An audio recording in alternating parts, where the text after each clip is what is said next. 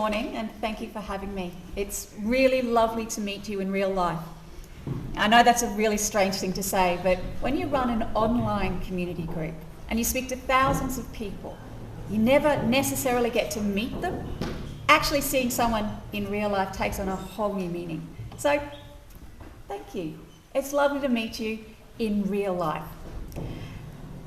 Today, I must admit, I was a little nervous about my topic and how you'd take me, because I run an online group. You know, social media has such a bad reputation. The misinformation, the disinformation, the toxic behaviour, it's pretty horrible. But I want to share with you a message I got just this week, and I'll read it so I don't get it wrong. It was from a local group member, and we'll call her Sarah. Sarah said, "Hey, lovely." Oh. Hi, Sarah. Hi. "For some reason, I'm no longer a member of Mums of the Hills. Oh my God, I'm so stressed over this. This group has literally saved my sanity. I feel like I've lost a limb." She'd clicked the wrong button, found herself out of the group. I got her back in. But the point is that this group actually means something to people. You see, Mums of the Hills is not your average online group. It's actually a place-based community that uses an online platform as a way to connect and empower people, you know, in an area that's actually quite difficult to see people in real life. I started Mums of the Hills back in 2015, and as you heard, I fell off a ladder. We'd moved to the beautiful Dandenong Ranges. I had no friends, no family support, and let me tell you, I had no money. And then I fell off that ladder, and I realised very quickly that I had no community, I had no networks, and I had absolutely no survival plan.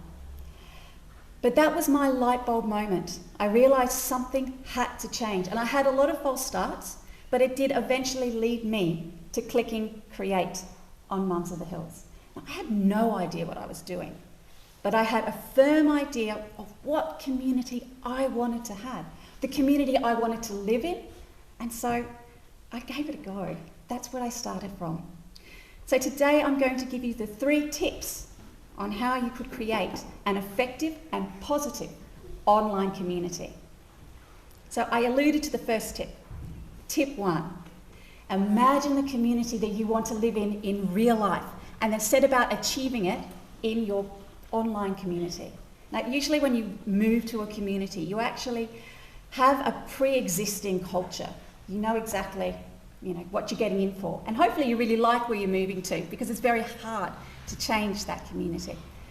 But when you hit create, you've got a brand new culture that you can start. The world's your oyster. So you think about what on earth you want people to talk about. How do you want them to behave? How do you want them to behave towards each other? That's really an exciting thing to think about. So for me, what I wanted to create was a compassionate community, one that did compassionate acts of kindness, that actually sat and listened to each other, no matter what the thoughts or opinions were. But I wanted more than that, because I was creating a mums group, and I wanted to acknowledge that mums are not just that role. Just because we have kids doesn't mean our IQ suddenly drops. Just because we have kids, our life before kids is not irrelevant.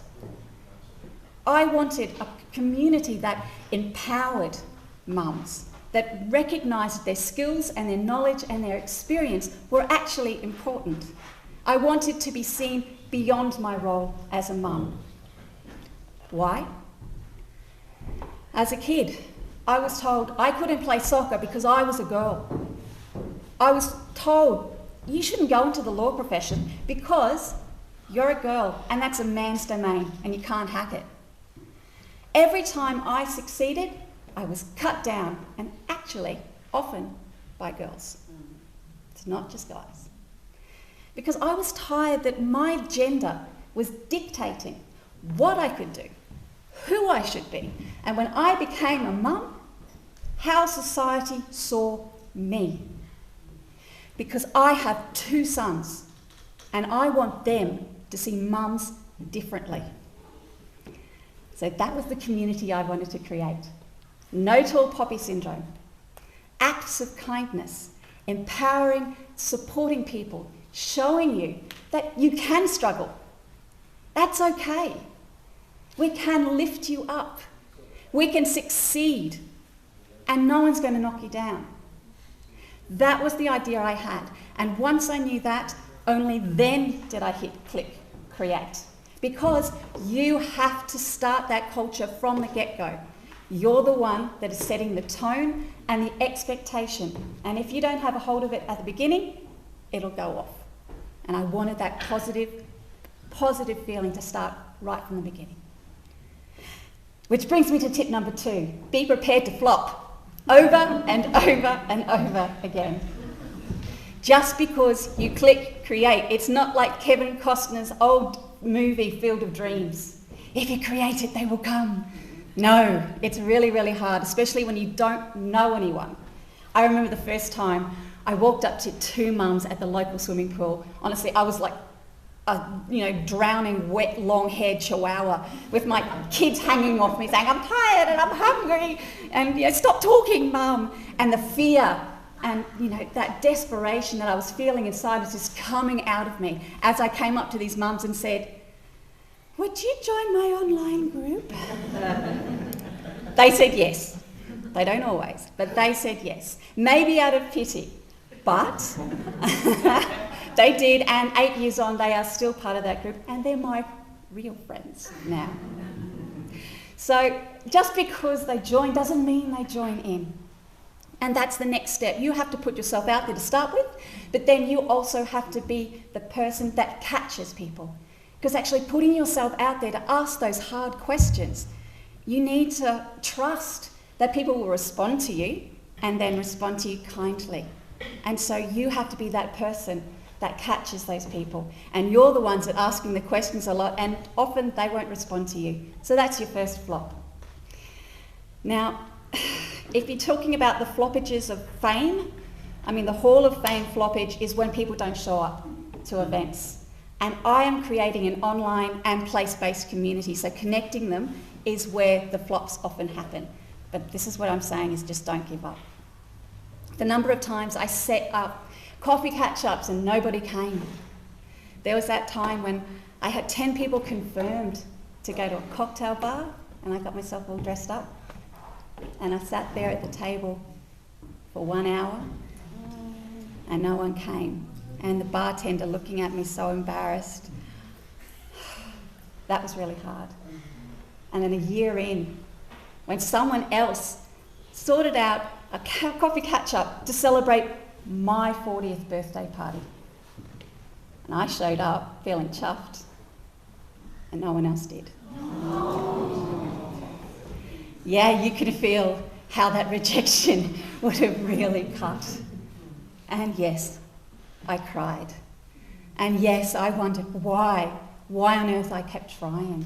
But then I remembered that community that I wanted so badly, that community I wanted in my real world. I wanted to do that online. And that connection between the online and the place-based communities, that takes time. That takes trust that people will show up and you will be there for them. So all I can say is don't give up, because this is your vision. This is your energy. This is your drive and your determination. So don't give up, because you are the people that are driving that community and you will achieve it. Just keep going. Which brings me to my third tip. And it's a really important one, because I think that we've gone through some pretty tough times at the moment. It's really important to keep this in mind. Our third tip is you're building a community, and that community needs a diversity of thoughts and opinions. In your vision and your drive to create your perfect vision, don't be afraid to embrace others. Do not block them out. Do not create an echo chamber. We can do that in our own lives, but it's actually easier to do online. And that's a power that you don't actually realise you have until you become the administrator of an online group, when you could just click a button and all of a sudden the thoughts and ideas of other people can be muted and silenced. And the last couple of years has been particularly hard as motherhood is always a contentious or full of contentious topics anyway. But these last couple of years have been particularly difficult, and I dare say these last couple of months have been particularly difficult as people were pressuring me to silence all the different thoughts and opinions. And it's a very scary thing to have to stand your ground and say, no, they are asking and they are talking respectfully. Give them the space, give them the time. If you open yourself up to their thoughts and opinions, if you open your heart to their thoughts and opinions, it will open up your own world, and I think we'll all be in a better place. So they're my 3 tips.